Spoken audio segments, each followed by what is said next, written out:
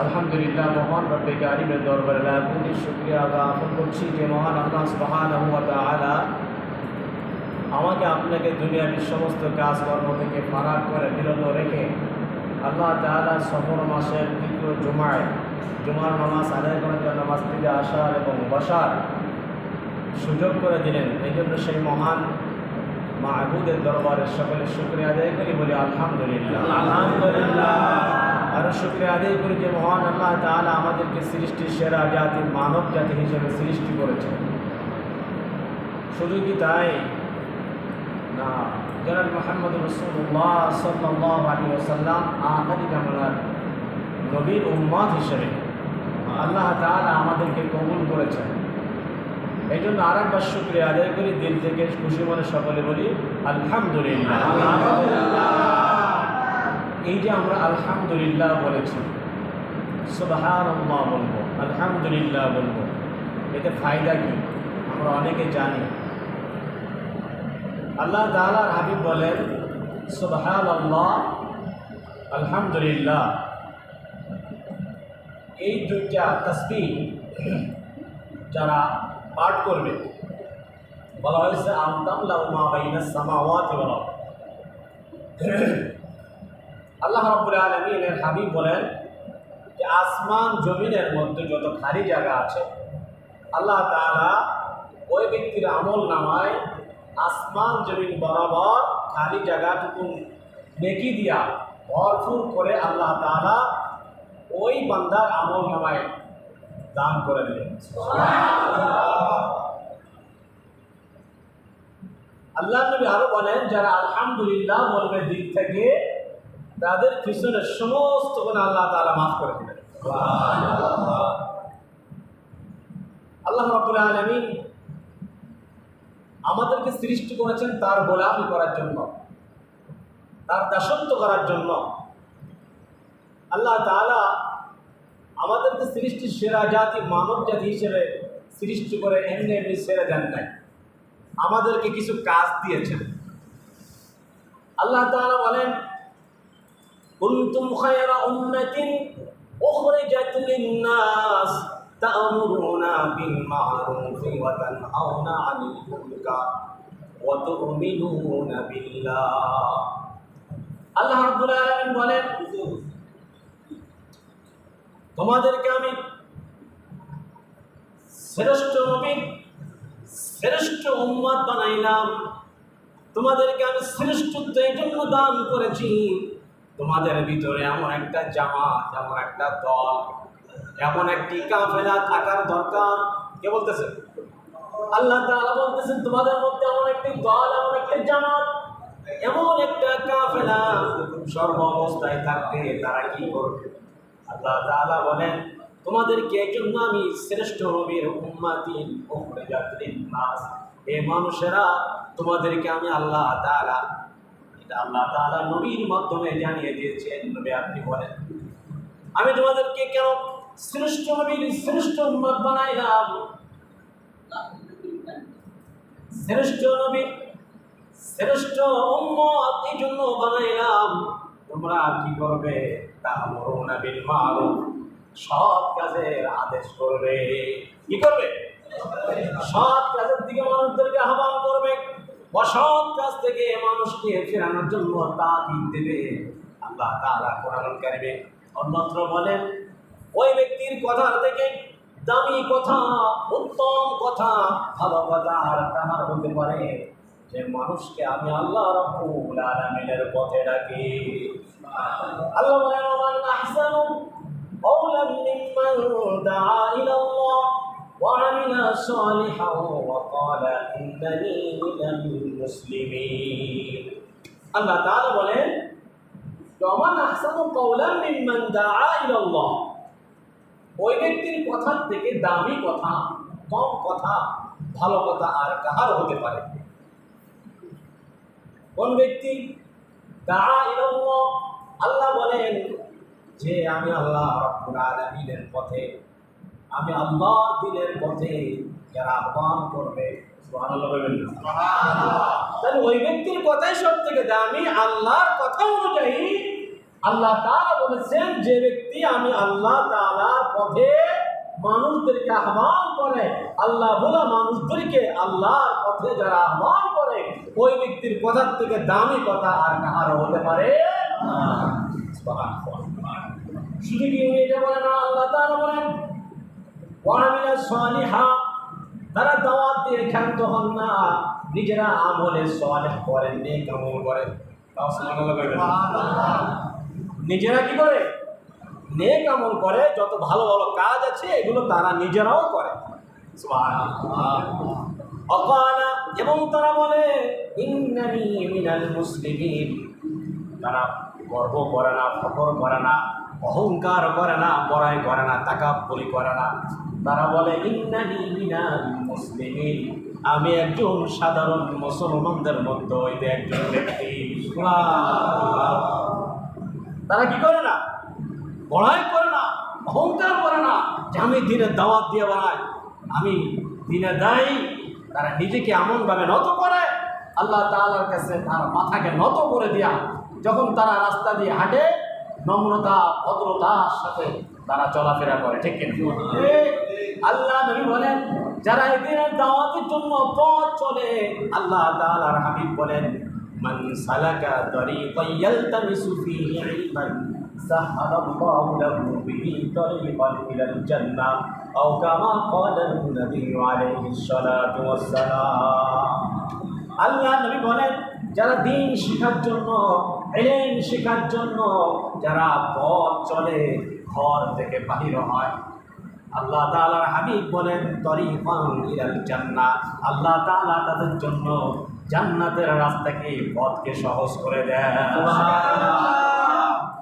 আল্লাহ নবী আরো বলেন, গর্তের পিপিলিকা থেকে শুরু করে সমুদ্রের তলদেশের মৎস্য পর্যন্ত তাদের জন্য মাগফিরাত কামনা করতে থাকে। আর আল্লাহ নবী আরো বলেন, যারা আমার আল্লাহ রাব্বুল আলামিনের সৃষ্টি বিষয় নিয়ে সামান্য সময় চিন্তা ফিকির করে, আল্লাহ তাআলার হাবিব বলেন আল্লাহ তাআলা তাদের আমল নামায় 60 থেকে 70 বছর নফল ইবাদত করার সওয়াব দান করে দেয়। আমাদের হায়াতের কোনো গ্যারান্টি আছে? 60 সেকেন্ড, 1 সেকেন্ড বেঁচে থাকারও সম্ভাবনা নেই। যখনই আল্লাহ তাআলার হুকুম আসবে তখনই চলে যেতে হবে। আমাদের সমাজে আমরা কিছু লোক আছি, আপনাদের এই পেয়ারপুরের লোক হয়তো বলে না, ঢাকা শহরের লোকজন অনেকে বলে যে আরে বয়স হলে নামাজ পড়বো, বয়স হলে রোজা রাখবো, বয়স হলে দাঁড়িয়ে রাখবো। নাউজুবিল্লাহ।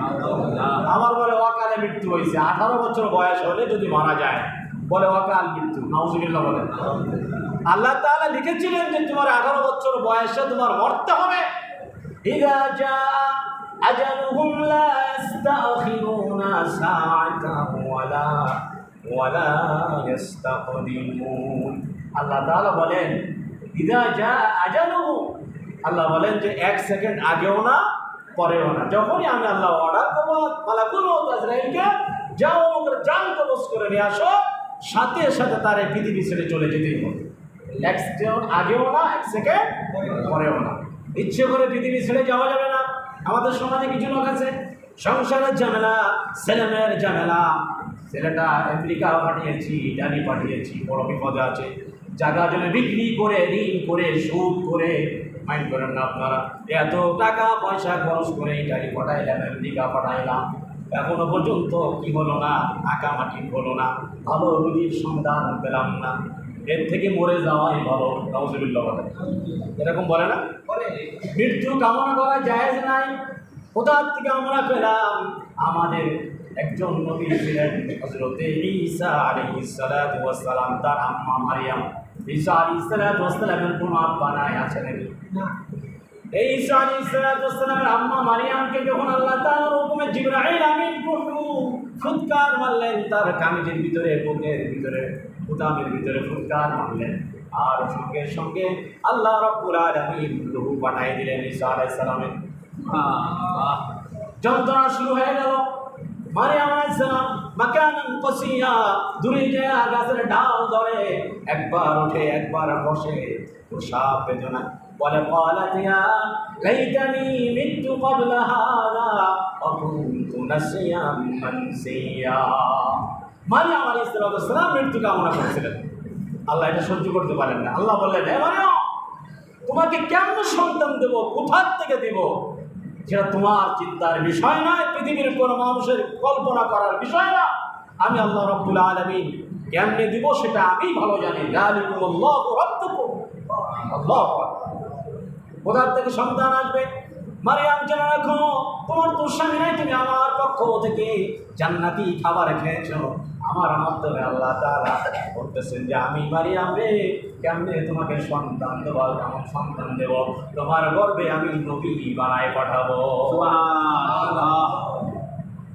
কেমনে সন্তান দেবো এটা পৃথিবীর কারোর দেখার বিষয় না। আমি আল্লাহ তাআলা শুধু বাপ ছাড়া সন্তান দিই নাই, পিতা মাতা ছাড়া আমি মানুষ বানাইছি। তার নাম কি? আদম আলাইহিস সালাতু ওয়াস সালাম। সুবহানাল্লাহ। পৃথিবী ছেড়ে তো চলে যেতেই হবে, থাকা সম্ভব না। এই জন্য মারিয়াম আলাইহিস সালাম চিন্তা করলেন, লজ্জায় আমি তো জান্নাতি খাবার খেয়েছি, কোনো পুরুষের সঙ্গে মেলামেশা করি নাই, কোনো স্বামীর সঙ্গে আমার মেলামেশা হয় নাই, আমার কেমনে সন্তান হবে বুঝে আসে না। আল্লাহ বলেন, বুঝে আসুক আর না আসুক মারিয়াম রে, আমি কেমনে সন্তান দেব আমি আল্লাহ রাব্বুল আলামিন সেটা তোমার থেকে ভালো জানি। মৃত্যু ক্বাবলা হাযা ওয়া কুনতু নাসিয়াম মানসিয়া। হে মারিয়াম, মৃত্যু কামনা করো না। মৃত্যু কামনা করা আমাদের জন্য জায়েজ। এই জন্য যে কথা বলতেছিলাম, পৃথিবীতে যতদিন আল্লাহ তাআলা রাখবে ততদিন আমাদের থাকতে হবে, গোলামি করতে হবে। এক সেকেন্ড আগেও যেতে পারবো না, আর ইচ্ছা করলে পৃথিবীতে থাকতেও পারবো না।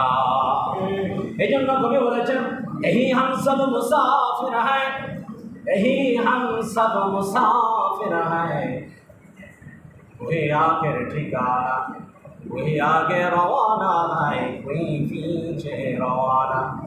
यही हम सब मुसाफिर हैं, वही आखिर ठिकाना, कोई आगे रवाना है, कोई पीछे रवाना। এই পৃথিবীটা হলো মুসাফিরখানা। এখানে এই যে গাড়ি বাড়ি অর্থ সম্পদ যোগাইতেছি, এটা কোনো কাজে আসবে না। এগুলো ছেড়ে চলে যেতেই হবে, থাম দেওয়ার অবকাশ নাই। কেউ আগে যাবে, কেউ পরে যাবে। এটা হলো মুসাফিরখানা। একজন মুসাফির, একজন পথিক এক এলাকা থেকে আর এক এলাকায় আসে, সামান্য কয়েকদিন বা কয়েক মিনিট বা কয়েক ঘন্টা অবস্থান করে আবার তার নিজ গন্তব্যস্থানে চলে যায়, ঠিক কিনা? একজন মানুষ বাজারে যায়, সে কি সারাদিন বাজারে থাকে না, তার প্রয়োজন ছেড়ে বাজার সদাই করে বাড়িতে আসে। এই দুনিয়াটা হলো এরকম মুসাফিরখানা। এই জন্য আল্লাহ নবী বলেছেন, কুন ফিদ দুনিয়া কান্নাকা গরিবুন আও আবির সাবিল। দুনিয়া থেকে দুনিয়ায় এমনভাবে বসবাস করবে যেন পথিকের মতো। সুবহানাল্লাহ বলেন। চলাফেরা করবে মুসাফিরের মতো। এমনভাবে চলাফেরা করবে কিসের মতো? মুসাফিরের মতো। আর বসবাস করবে পথিকের মতো। এখানে আছি তো কিছু সময়, এখান থেকে অন্য জায়গায় চলে যেতেই হবে। এই ক্ষণস্থায়ী জিন্দেগি ছেড়ে চলে যেতে হবে। আল্লাহ তাআলা কোরআনুল কারীমের মধ্যে এই জন্য বলে দিয়েছেন, মিনহা খালাকনাকুম ওয়া ফিহা নুঈদুকুম ওয়া মিনহা নুখরিজুকুম তারাতান উখরা।